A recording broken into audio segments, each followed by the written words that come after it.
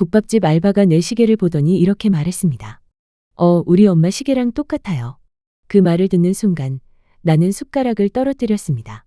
사연 시작 전에 구독과 좋아요 눌러주시고 지금 어느 도시, 어떤 곳에서 듣고 계신지 댓글로 남겨주세요.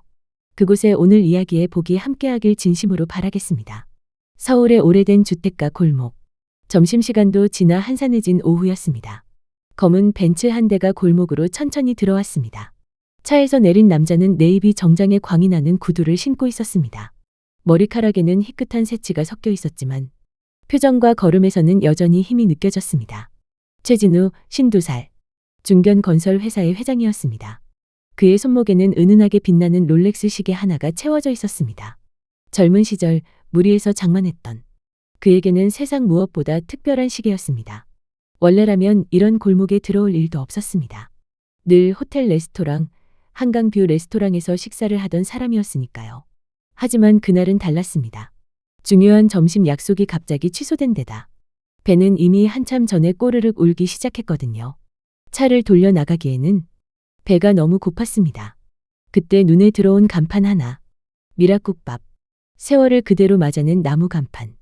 글씨는 군데군데 벗겨져 있었지만 가게 안에서 흘러나오는 냄새만큼은 놀랍도록 따뜻했습니다. 사골 끓는 구수한 냄새, 마늘 볶는 냄새, 김치 볶는 냄새. 진우는 잠시 망설였습니다. 하지만 결국 문을 밀고 들어갔습니다. 문이 열리자 촥 주방에서 국자가 냄비를 긋는 소리가 들렸고 따뜻한 공기가 그를 감쌌습니다. 가게 안은 생각보다 깔끔했습니다. 플라스틱 의자와 철제 테이블, 벽에는 손글씨 메뉴판과 오래된 달력이 붙어 있었습니다. 손님은 서너 명 정도.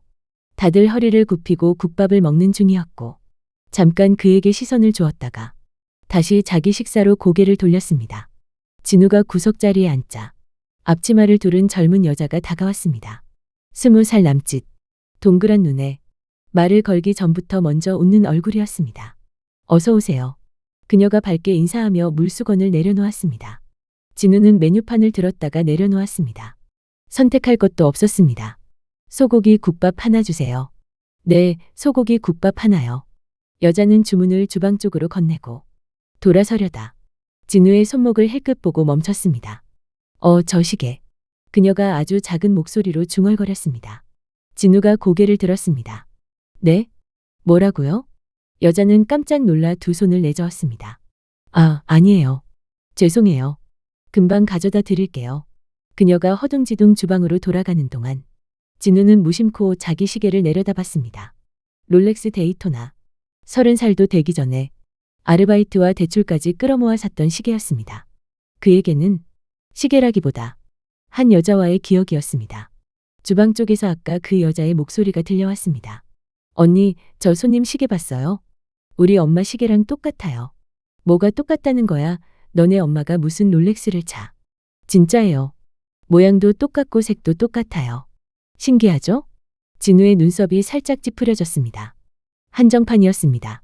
당시 국내에 들어온 개수도 손에 꼽힌다고 했고 그중 하나를 그는 선물로 건넸습니다.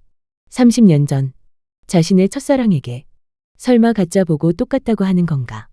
그는 그렇게 넘기려 했지만 주방에서 이어지는 말에 손가락이 굳어버렸습니다. 엄마 그 시계 엄청 소중하게 아끼는데 항상 서랍 깊숙이 넣어두세요. 서랍 깊숙이. 소중하게 감춰둔 시계. 진우의 머릿속에 한 여자의 얼굴이 떠올랐습니다. 웃을 때 눈이 반달이 되던 얼굴. 손에 항상 빨간 고무장갑 냄새가 배어있던 손. 정미영. 그의 첫사랑 이름이었습니다. 마침내 국밥이 나왔습니다. 소고기 국밥 나왔습니다. 여자가 그 앞에 그릇을 내려놓으며 다시 한번 시계를 힐끗 봤습니다. 이번에는 아예 말을 꺼냈습니다. 저기요, 혹시 그 시계 죄송한데 어디서 사신 거예요? 아주 오래전에요. 20살 때쯤이었나. 역시 저희 엄마 시계랑 너무 똑같아요. 그녀는 환하게 웃었습니다. 제가 어릴 때부터 봐서 알아요. 줄 모양, 색, 문자판까지 다 똑같아요. 신기하죠? 진우는 웃으려 했지만 입꼬리가 제대로 올라가지 않았습니다. 어머님이 그 시계를 언제부터 갖고 계셨는지 알 수 있을까요? 그는 최대한 태연하게 물었습니다. 제가 국민학교 들어가기 전부터 봤으니까 최소 20년은 넘었을걸요? 20년. 머릿속에서 숫자가 돌아가기 시작했습니다. 어머님은 지금 연세가 어떻게 되시죠? 50살이요. 올해 50살. 자신보다 2살 어린 나이. 정미영. 지금쯤이라면 정확히 그 나이일 터였습니다. 혹시 어머니 성함이 어떻게 되세요? 여자는 잠시 망설이다가 대답했습니다. 정미영이요. 근데 왜요? 그 순간 진우의 귀에서 모든 소리가 사라진 것 같았습니다. 숟가락이 그릇 가장자리에 부딪혀 딸깍 소리를 냈지만 그는 듣지 못했습니다. 정미영. 30년 동안 한 번도 입 밖으로 꺼내지 못하던 이름. 왜 그러세요? 얼굴이 갑자기 하얘지셨어요. 여자의 걱정스러운 목소리에 진우는 겨우 정신을 붙잡았습니다. 아니에요. 갑자기 어지러워서. 국밥 잘 먹을게요. 그는 떨리는 손으로 숟가락을 들었지만 국물 맛이 혀에 닿는 느낌조차 없었습니다. 머릿속에는 오직 하나의 가능성만 맴돌았습니다. 은희라고 했던가. 20살. 정미영 50살. 그리고 30년 전 내가 떠나던 그 해. 계산은 너무 쉽게 맞아 떨어졌습니다. 국밥을 다 먹고 계산을 마친 뒤 그는 가게를 나섰습니다. 거스름 돈 여기 있습니다. 됐어요. 맛있게 먹었습니다. 10,000원을 내고 그대로 나오면서 그는 뒤를 돌아보지 못했습니다. 골목 입구까지 걸어 나와서야 벤츠 문에 기대서서 깊게 숨을 들이마셨습니다. 정미영이라는 이름이 가슴 안쪽을 사정없이 두드리고 있었습니다. 그날 밤 진우는 집에 돌아와 서재 문을 잠갔습니다. 오래된 박스 하나를 꺼내 먼지를 털어냈습니다. 안에는 대학생 시절 사진들이 들어 있었습니다. 카페 앞에서 찍은 사진, 놀이공원에서 찍은 사진, 비 오는 날 버스 정류장에서 서로 웃으며 비 맞던 사진. 그 사진들 사이 하나의 쪽지가 끼워져 있었습니다. 진우야, 우리 나이 들어도 서로 손 놓지 말자. 글씨 아래에 하트 모양이 어설프게 그려져 있었습니다. 그리고 시계 영수증 한 장, 30년 전 날짜가 찍혀 있었습니다. 그 시계를 샀던 날, 그는 얼마나 설레었는지, 얼마나 행복했는지 생생하게 떠올랐습니다. 시계 뒤에 새긴 문구, Forever Young. 우리 사랑은 영원히 젊을 거야. 그는 그렇게 믿었습니다. 하지만 현실은 그 믿음을 허락하지 않았습니다. 부모님의 반대, 집안의 기대, 유학, 결혼, 상속. 그 사이에서 진우는 미영의 손을 놓았습니다. 잠깐만 기다려줘. 그렇게 말해놓고 영영 돌아오지 않았습니다. 혹시 그때 미영이 임신을 했다면, 그리고 오늘 국밥집에서 본 그 아이가 정말 자신의 딸이라면 손이 떨려 사진을 제대로 잡을 수 없었습니다. 다음 날 아침 진우는 비서실장을 불렀습니다. 영수 씨. 네, 회장님. 개인적인 조사를 하나 부탁하고 싶어요. 비서실장은 조금 놀란 표정이었습니다. 일 이야기가 아닌 부탁은 처음이었으니까요. 서울동 미락국밥. 거기서 일하는 20살 여자아이가 하나 있어요. 이름은 은희. 어머니는 정미영, 50살. 둘이 언제부터 그 동네에서 살았는지, 가족은 어떤지 가능한 한 정확하게 확인해 주세요. 알겠습니다. 회장님. 그리고 진우는 잠시 망설였습니다. 30년 전쯤 정미영이라는 여자가 어디에서 일했는지도 알아봐 주실 수 있나요? 그때 같이 있었던 사람들의 이름도요. 비서실장은 짧게 고개를 숙였습니다. 최대한 빨리 알아보겠습니다. 진우는 그날 하루 종일 일이 손에 잡히지 않았습니다. 오후 늦게 비서실장이 서류를 들고 들어왔습니다. 회장님. 그의 목소리는 평소보다 조심스러웠습니다. 국밥집 미락은 15년 전부터 같은 자리에서 운영 중이고요. 정미영 씨는 혼자서 딸을 키워 오셨습니다. 남편은 혼인 기록상에 없습니다. 진우의 손이 서류를 움켜쥐며 하얗게 질렸습니다. 딸 은희 양은 올해 20살. 고등학교 졸업 후 바로 국밥집 일을 돕고 있고요. 집은 가게에서 도보로 3분 거리 원룸입니다. 과거 주소를 추적해보니 그 이전에는 반지하, 그 전에는 월세 단칸방을 여러 번 옮겨 다니셨습니다. 진우는 묵묵히 듣고만 있었습니다. 비서실장은 마지막 장을 조심스럽게 넘겼습니다. 그리고 30년 전 회장님이 아르바이트를 하시던 그 카페. 동일 시기에 정미영이라는 이름으로 근무한 기록이 있습니다. 같은 시점, 같은 가게. 회장님도 잘 아시는 그 춘천다방입니다. 카페 이름을 듣는 순간 진우는 눈을 감았습니다. 모든 퍼즐 조각이 한 방향을 가리키고 있었습니다. 정미영, 은희, 그리고 자신이 떠난 30년 전 그 봄. 확실한 겁니까? 진우의 목소리가 떨렸습니다. 정확합니다. 비서실장이 고개를 끄덕였습니다. 회장님, 그분께 직접 뵙자고 말씀을 드려볼까요? 진우는 잠시 입을 다물고 있었습니다. 그리고 천천히 고개를 끄덕였습니다. 그래줘요. 다만 억지로는 하지 말고 원하신다면 그때 만나겠습니다. 그 시각 국밥집에서는 은희가 엄마에게 전날 있었던 일을 얘기하고 있었습니다. 엄마, 어제 가게에 진짜 이상한 손님 한 명 왔었어. 이상한 손님? 응. 되게 부자 같고 정장 입고 비싼 시계 차고 왔는데 엄마 시계랑 똑같은 거야. 미영의 손이 김치를 자르던 칼 위에서 멈췄습니다. 뭐라고? 진짜야. 모양도 똑같고 색도 똑같고. 그래서 제가 신기해서 엄마 얘기를 했거든. 근데 그 아저씨가 갑자기 엄마 이름이랑 나이를 물어보는 거야. 왜 그랬을까? 미영의 가슴이 쿵 하고 내려앉았습니다. 엄마 왜 그래? 얼굴이 하얘졌어. 아니야. 그냥 잠깐 어지러워서. 그날 밤 미영은 혼자 방에 들어가 서랍을 열었습니다. 가장 깊숙한 곳. 수십 번 꺼냈다가 다시 넣었던 작은 상자. 상자를 열자 시계가 모습을 드러냈습니다. 30년 전 진우가 건네며 웃던 그 시계. 시계 뒷면의 글씨는 여전히 선명했습니다. Forever Young. 진우야. 입술 사이로 이름이 흘러나왔습니다. 그 이름은 오래전 가슴속에 묻어두었던 첫사랑이자 지금도 잊히지 않는 상처였습니다. 임신 사실을 알았을 때 진우는 이미 유학을 떠난 뒤였습니다. 전화번호는 바뀌었고 편지는 돌아왔습니다. 그녀는 그에게 알리지 않기로 했습니다. 잘 먹고 잘 살아. 나는 내 아이랑 살게. 그게 그녀가 할 수 있는 마지막 말이었습니다. 다음 날 국밥집 앞에 정장을 입은 남자 한 명이 서 있었습니다. 정미영 씨 맞으시죠? 네, 그런데요. 저는 최진우 회장님의 비서실장입니다. 어제 회장님께서 여기 다녀가셨습니다. 미영의 심장이 멎는 것 같았습니다. 진우가요? 비서실장은 고개를 끄덕였습니다. 회장님께서 정미영 씨를 뵙고 싶어 하십니다. 그 짧은 문장은 30년 동안 굳게 닫혀있던 문을 쾅 하고 두드리는 소리처럼 들렸습니다. 밤, 미영과 은희는 낡은 식탁 앞에 마주 앉았습니다. 은아, 응, 엄마. 엄마가 너한테 말을 안 해준 게 하나 있어. 은희는 이미 알고 있다는 듯 차분하게 엄마를 바라봤습니다. 아빠 얘기 있죠? 미영은 놀란 눈으로 딸을 쳐다봤습니다. 어떻게 알았어? 엄마가 아빠 얘기만 나오면 눈빛이 달라졌거든요. 그리고 어제 그 비서실장 아저씨 왔을 때도 엄청 놀랐고. 미영은 한참 동안 말을 하지 못했습니다. 마침내 조용히 입을 열었습니다. 너 아빠 살아계셔. 그럼 지금까지 왜 돌아가셨다고 했어? 미안해. 엄마가 비겁했어. 너한테 아빠가 있다는 사실을 말하면 너도 나도 더 힘들 것 같았어. 아빠는 저를 알아요? 아니, 몰랐어. 어제야 알게 된 거야. 내가 시계 얘기를 했대. 은희는 잠시 침묵하더니 조용히 웃었습니다. 나 이상하게 하나도 안 화나요. 안 화나? 응. 오히려 궁금해. 내가 닮았을까? 말투가 비슷할까? 나를 보면 어떤 표정을 지을까?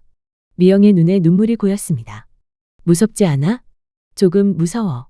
근데 엄마 혼자 20년 동안 얼마나 무서웠을까 생각하면 나는 용기 내야 할 것 같아. 은희는 엄마의 손을 꼭 잡았습니다. 우리 같이 만나보자. 엄마 혼자 말고. 그날 밤 미영은 오랫동안 잠을 이루지 못했습니다. 창밖에서는 골목 가로등 불빛이 희미하게 깜빡이고 있었습니다. 지금 와서 만난다고 뭐가 달라질까? 그래도 딸에게는 한 번쯤은 보여줘야 하지 않을까? 새벽녘 그녀는 마침내 결정을 내렸습니다. 다음 날 진우는 회사에서 비서실장의 전화를 받았습니다. 회장님, 정미영 씨께서 만나 뵙겠다고 합니다. 손에서 펜이 떨어졌습니다. 언제, 어디서요? 내일 오후 3시. 미라국밥에서요. 전화기를 내려놓은 뒤 진우는 한동안 자리에서 일어나지 못했습니다. 눈앞이 흐려졌습니다. 30년 만에 다시 듣는 목소리가 귀에 맴도는 듯했습니다. 진우야. 다음 날 오후 미라국밥은 평소보다 조금 더 정갈하게 정리되어 있었습니다. 테이블 위 물컵은 반짝였고 문 앞에 놓인 고무발도 새로 씻어 놓았습니다. 은희가 가게 안을 분주하게 뛰어다녔습니다. 엄마, 여기 물티슈 새로 났어. 응, 고마워. 미영은 앞치마 끈을 3개 묶었습니다. 손이 떨려 매듭이 잘 묶이지 않았습니다. 오후 3시 정각. 가게 문이 열렸습니다. 낯익은 듯 낯선 얼굴. 머리카락에는 더 많은 새치가 섞였고 이마에는 깊은 주름이 자리 잡았지만 웃을 때 입꼬리가 살짝 올라가는 모양은 변하지 않았습니다. 안녕하세요. 그가 조심스럽게 인사했습니다. 어서 오세요. 미영은 겨우 대답했습니다. 그들의 눈이 마주친 순간 30년이 한 번에 쏟아져 내렸습니다. 옆에서 지켜보던 은희가 작게 말했다. 아빠 맞죠? 진우는 그제야 고개를 돌려 딸을 제대로 바라봤습니다. 눈, 코, 입, 어딘가 본인과 닮은 구석들이 보였습니다. 그래, 아빠야. 그의 목소리가 떨렸습니다. 늦게 와서 미안하다. 세 사람은 구석 테이블에 앉았습니다. 처음엔 할 말이 없는 사람들처럼 침묵이 내려앉았습니다. 마침내 진우가 입을 열었습니다. 미영아, 30년 전 그가 매일 부르던 그 호칭이었습니다. 오랜만이야. 붕, 오랜만이네. 미영은 눈을 피하며 대답했습니다. 그동안 많이 힘들었지. 그 말에 미영은 피식 웃었습니다. 힘들었다고 말해도 당신이 대신 살아줄 수는 없잖아. 진우는 아무 말도 할 수 없었습니다. 은희가 조용히 입을 열었습니다. 저 두 분 싸우기 전에 저부터 하나만 물어볼게요. 둘은 동시에 딸을 바라봤습니다.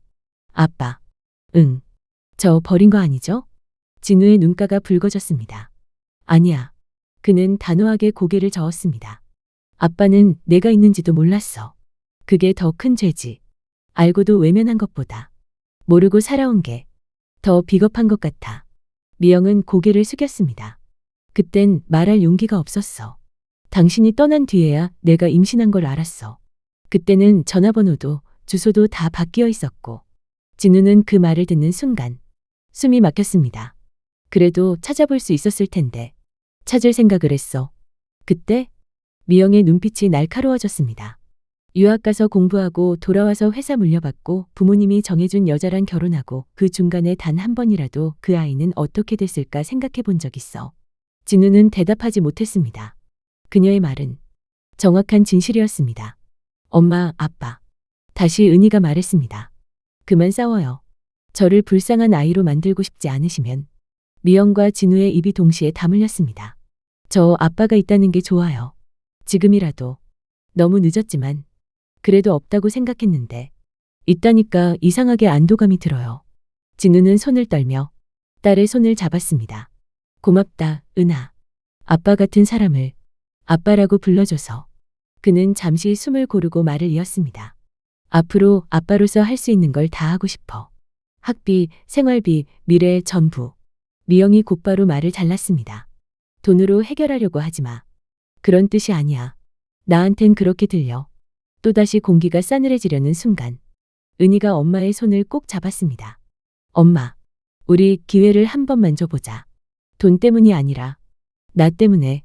미영의 눈에 눈물이 맺혔습니다. 나 아빠 있는 딸로 한 번쯤 살아보고 싶어. 진우도 고개를 숙였습니다.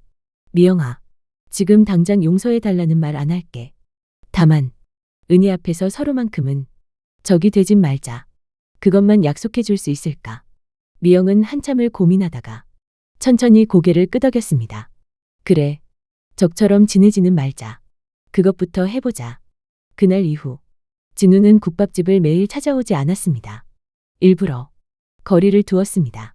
대신 은희와는 가끔 카페에서 공원에서 따로 만났습니다.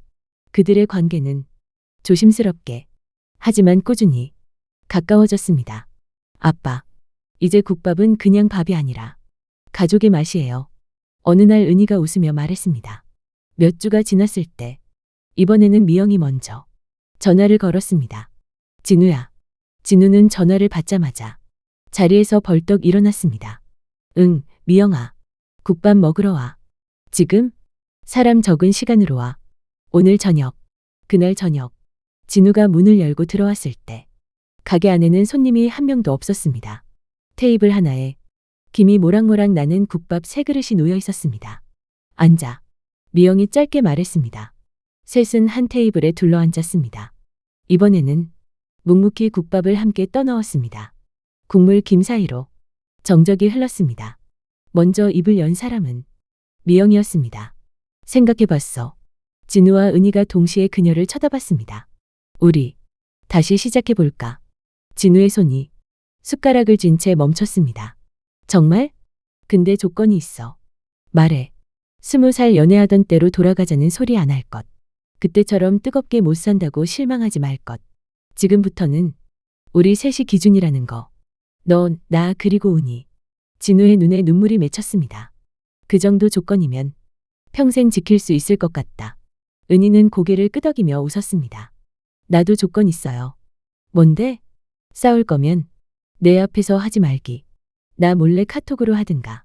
세 사람은 동시에 웃음을 터뜨렸습니다. 그 웃음 속에는 30년의 후회와 20년의 외로움과 이제 시작되는 새로운 시간이 엉켜 있었습니다.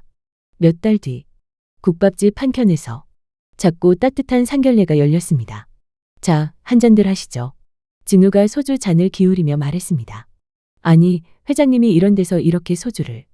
은희의 외할머니는 여전히 믿기지 않는다는 얼굴이었습니다.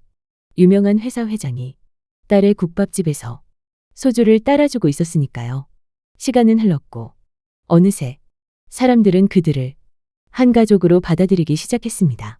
진우와 미영은 법적으로도 가족이 되었습니다. 결혼식은 작게 하지만 진심으로 식이 끝난 뒤 미영은 시계를 꺼내 진우에게 내밀었습니다. 이거 다시 줄게. 아니야. 그건 내 거야. 우리 둘 거야. 우리 둘이 같이 늙어가는 시계. 진우는 시계를 받아 잠시 가만히 바라보았다가 그녀의 손목에 다시 채워주었습니다. 그래. 영원히 젊게 살자고 했지. 몸은 어쩔 수 없어도 마음만큼은. 그들의 웃음 사이로 시계 초침 소리가 조용히 흘러갔습니다. 딱, 딱, 딱. 그건 30년 동안 돌아가던 시간의 소리이자 앞으로 함께 보낼 시간의 소리였습니다. 국밥집 미락은 지금도 그 자리에 있습니다. 플라스틱 의자, 철제 테이블, 손글씨 메뉴판. 예전과 다를 것 하나 없어 보이지만 달라진 게 하나 있다면 구석 자리에서 함께 국밥을 먹으며 웃는 세 사람의 모습입니다. 한때는 헤어진 연인, 한때는 혼자였던 엄마, 그리고 아빠 없이 자라온 딸. 국밥 한 그릇, 시계 하나가 그들을 다시 이어주었습니다. 혹시 지금 이 이야기를 듣는 당신에게도 한 번쯤 떠올리는 사람이 있다면 한 번쯤은 용기를 내보셔도 좋습니다.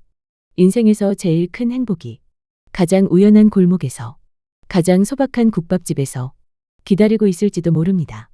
오늘 이야기가 마음에 와 닿으셨다면 주변 분들께 공유해 주세요.